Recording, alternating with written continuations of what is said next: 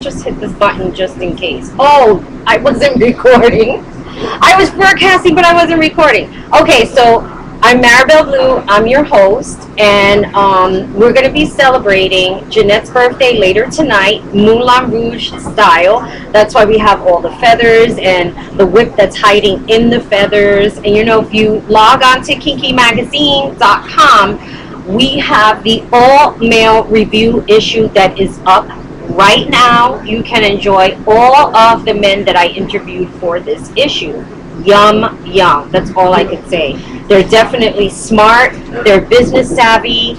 They have great products. And, you know, some of their products are just themselves. And read all of their interviews. You're going to love it. I interviewed Chocolate Pops, Rodney St. Cloud, Mr. CJ Strokes, SV Bell from Black Flag TV. It's an internet TV out in Canada.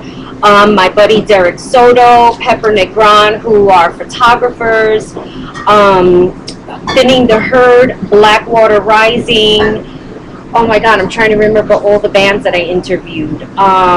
Death Immortal. Just go in, check out the issue. You're going to love it. Now, we're going to talk to Jeanette a little bit about what the Bottom Line Draft House is, what we do here, and what she does here. What's her role here? Other than her celebrating her birthday tonight. Don't forget. Well, again, yes. Hi, thank you, Nancy. Thank you for having me. No, it's Maribel Blue. Sorry, I know we're on a more personal level, so thank you, Maribel Blue, for having me. Remember, we have to keep the fantasy going. Yeah, so I'm a bartender here at the Bottom Line. I started back in April, and I guess fairly quickly I was very much feeling like home. You know, it's got that neighborhood sense of community. So we have a lot of the locals that come here earlier in the afternoon, or some that come after work. But then we get a later crowd, so we have various things. So, for instance, we're open 7 days a week. We're open from 11 to 2 in the morning, I want to say, on Mondays through Wednesdays, and then 11 in the morning until 4 in the morning, Thursday, Friday, and Saturday. So we have different venues depending on the day that you choose to come. There's a DJ that's here every Thursday, Friday, and Saturday, and he plays a selection of just different types of music: reggae, reggaeton, salsa, merengue, house, freestyle. I mean, it's a nice crowd. It's a nice mix. We serve beer that's on tap. I think what's made us pretty popular with the locals is that we rotate them. So it's never the same, tap beer. So you have to ask us for our selection, what we have that's new. We're known for our fish bowls. And you have to see these fish bowls, people. Okay, I don't drink. A lot of people that know me know that. But I swear I don't know how anybody would finish this and get up and not be on the floor. I'm telling you, these are like monstrous. You're not going to need anything else. You come in, you order your fish bowl. It's beautiful. They decorate it nice. You go to your table and you just enjoy your drink. Yeah, I mean, it always surprises me when it's one person ordering it. It's a lot. But yeah, you just sit there, no one bothers you. The music is good. We also do hookahs, so we have different flavored hookahs. And now, hookahs are really popular. For my audience who may not know what hookahs are, like me, what is it? Like, what is the joy that people get out of it? Well, ever since they banned smoking in clubs, it's become hard, I guess, for a lot of smokers to have to go outside. And this is sort of a fun way of smoking inside without it being, well, it can, I guess, to some people, depending on the crowd, it can be a little intrusive on their space, but for the most part, we haven't had any complaints. It's like one of the most popular things. We do a lot of the tobacco free, so for those that don't smoke tobacco or can't, don't. I forgot to put my phone on vibrate. Oh my God. You know, anything that comes out of my mouth, like all of these sexual words, there's always like these sexual undertones behind it. So my phone is on vibrate now. So bother. Let me just put it right here. No, but it's nice. You know, so we're like introducing a big thing that we have happening right now is that college night is coming back now that the kids are back from school. So that commences on the 30th of August. Again, you know, where they have $5 well drinks, $4 draft beer, $2 shots. If you're in college, this is where you want to be. Yeah, exactly. So, no, we have beautiful bartenders. Yes, they do. You really have to come here and see them because these women here are really, really hot. I wouldn't have come to the bottom line if I, you know, you just have to. No, I think that we're a fun bunch. Even security, you know, they're very down to earth. I mean, it does have, for me personally, as someone who works here, and not just with my colleagues here, but with the clientele that comes into the bar, you know, it does feel like home. So you do Now, you mentioned earlier that there's parking. People can, there's a parking lot. There's a parking lot. There's parking here. So people, if you're talking about, oh, I can't come to the Bronx because it's too far, there's no fucking excuse now. Now you can come because there's parking. Actually, there's a parking lot that's just half a block away. So you don't even walk a full block. Damn it, the address is on my phone. It's 30-something Putnam, right? It's Putnam Avenue. It's on Putnam Avenue. It's like an inside street where you're coming up to the bar, up to Bailey Avenue. Yeah, it's a side street. I mean, I think if you were getting off on the Major Deegan, on the exit, you would make a right, and then at the first left, and that's Putney Avenue. So the parking there. What's the address to the parking lot? 3815 Putnam Avenue. Yes, that's it. I knew there was a 3815 Putnam Avenue. So you have no excuse. Yes, exactly. The parking is very affordable. Exactly. Exactly. You know, it definitely makes it worth it. Look, somebody's in our chat room. One of my writers is in the chat room, JL Gothos. He has an article up this month. Forgive me, I forget what it's called right now for the 21st Century Man. How could I forget something like that? It's the all-male review issue. He's one of my writers, and we created a special section for him called The Roaming Kinkster.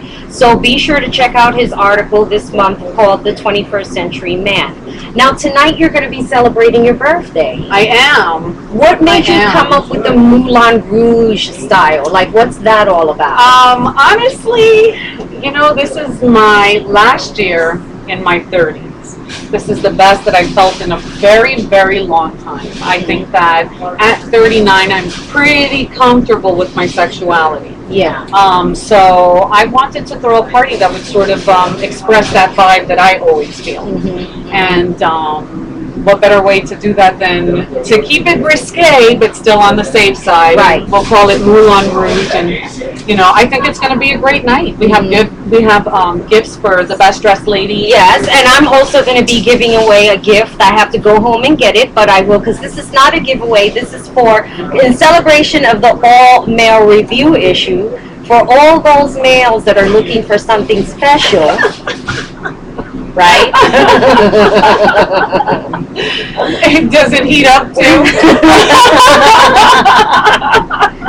I don't know, because I don't have those utensils that go into this, but this is Jenna, this is the make of Jenna Hayes Fleshlight, okay, and you can use it for yourself, you know, in the privacy of your own home. Your own space. Wait, right, exactly. Space. I have to read this. Travel with it. Her personal statistics are, her height is 5'3".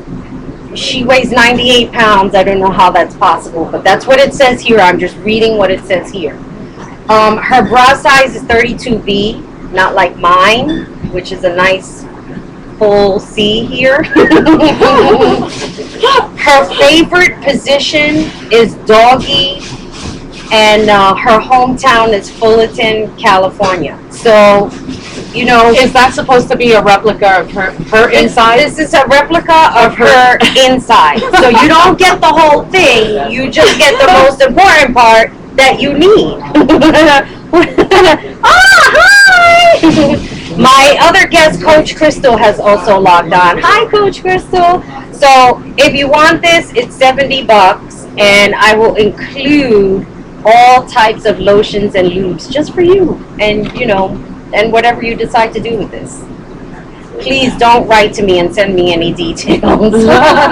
Just tell me you're a happy customer and that's it.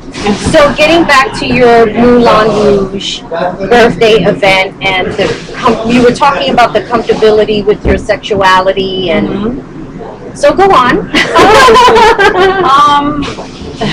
You know, I think the last couple of years I took on getting fit, taking better care of myself. I knew that when I reached a certain age, I didn't want to have to struggle to be where I am now later. Right. So yeah, 39 for me is like a big celebration of what I'm leaving behind. So I'm pretty excited. Why do you think that women, when they're reaching a pivotal point in age, like when they're ending, I guess, a certain what do you call that, decade, when they're ending a certain decade and going into another one, why do you think that a woman, you know, celebrates that or feels like they're entering a new realm in their life? Why do you think that is? Well, because I think calling it a decade sort of explains it right there. Yeah. You know, where you're saying goodbye to a decade of your life. And for me, welcoming the new decade. So, and mind you, this is just 39. So 40, I plan on really having a big party. I don't know what it is to be 39 yet. I mean, but then you look at my YouTube page and it says that I'm 44. I don't even know how that is. So yeah, well, I guess you can call it, you know, farewell to another decade. You know, party, and it's interesting. It's very interesting. I found that the older I get, the less shy or embarrassed I would be of myself. You know, I sort of put it all out there, and so far it's been well received. So you know. Now you're married. I am. And how long have you been married? I've been married 13 years now, June 26th. 13 years. And we dated 3 months.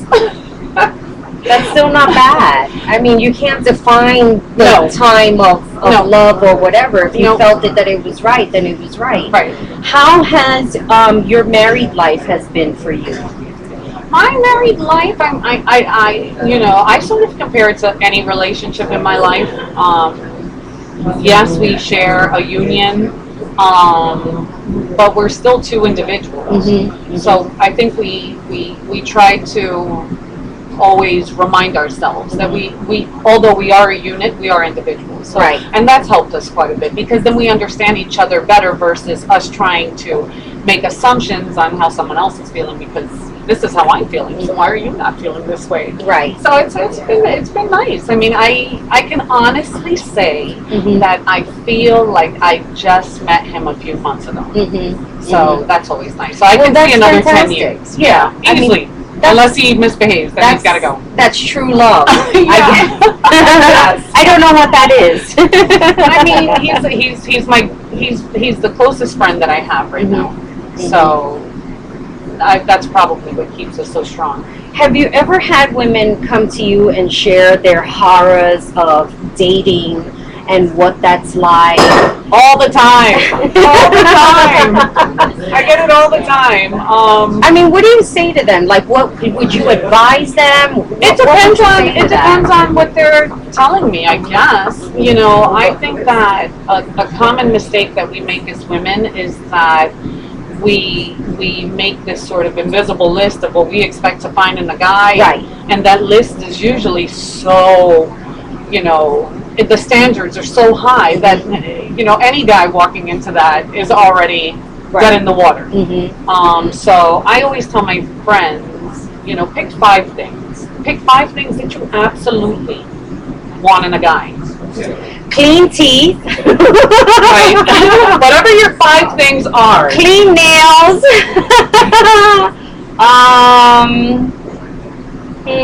How do I say this and be politically correct? Well endowed. Yes. What else?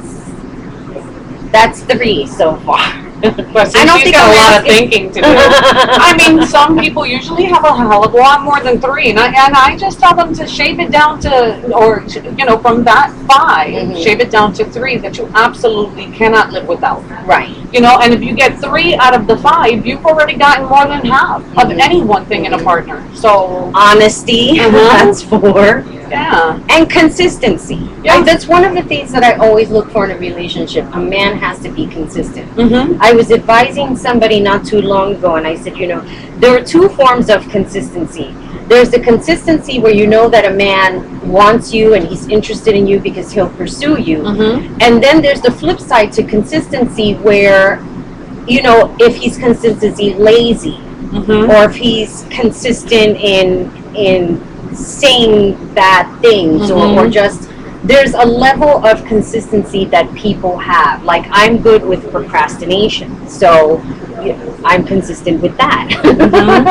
Yeah, so there's the bad qualities of consistency, Right. and then there are the good qualities. If you want the good, you know, so for me, I tell people that it's important for me to like you. And I say like because, you know, I've told my kids, even since they were little, there's a difference between like and love. And you love so many, I love so many people. I love so many people in my life. I don't like them all, but I love them. So, you know, the person that I want to be with has to be someone I like. Right. Because I find that, you know, if he can fit that role of being my friend, then it's more likely for me to want to fight for that relationship. Because I found, for me personally, I'll go to bat for my friends. Right. I'll always go to bat for my friends. And then I've also found that when it comes to men, unfortunately, and being in a relationship, not always. You know, there's a little inconsistency in me when it comes to that. You know, where sometimes my friends take precedence over the person I'm with. But if he's now that friend, yeah, no one takes precedence over him. But the good thing about it, and I'm sure that my audience will agree, that you're aware of it. There are some people that are not aware of certain behaviors that get them into trouble, especially entering in new relationships. I mean, I could tell you, I had an experience not too long ago with someone. There was someone I started dating. I really liked him, and he got offended over a comment that I made, because I think sometimes that people get a little confused as to, you know, who I am on my show and who I am privately outside, you know, not in front of the cameras. And needless to say, long story short, I gave him a second chance. We went out, and I just felt like, you know, there was some things that didn't appear on the first date that appeared on the second date that I was not very comfortable with. I think he's a nice person. I don't certainly take away anything from him or his personality and who he is. He's a funny and great guy, but there are certain things that just didn't jive with me very well, unfortunately. And you know, on the flip side to that, of course, there's a guy that I do like, and he doesn't live in New York, and I'm like really crazy about him. And he's the one that I want, you know, him calling all the time and every day, and you know, the things that any girl would want. That. And is he not giving you that? No, not all the time. I mean, you know, he does, but not all the time. And I want it all the time. And then I say to myself, well, if you had it all the time, would you get tired of it eventually, you know? I think that there's only one way to find out, really. I mean, and I think that, I don't know. It's hard for me to give any type of advice simply because I'm so forward. I've always been very forward. I've always made my intentions very clear. You know what I want, what I'd like to see happen. I always give people the benefit of the doubt. I mean, not that I necessarily express to them, this is what I expect to see, but I do.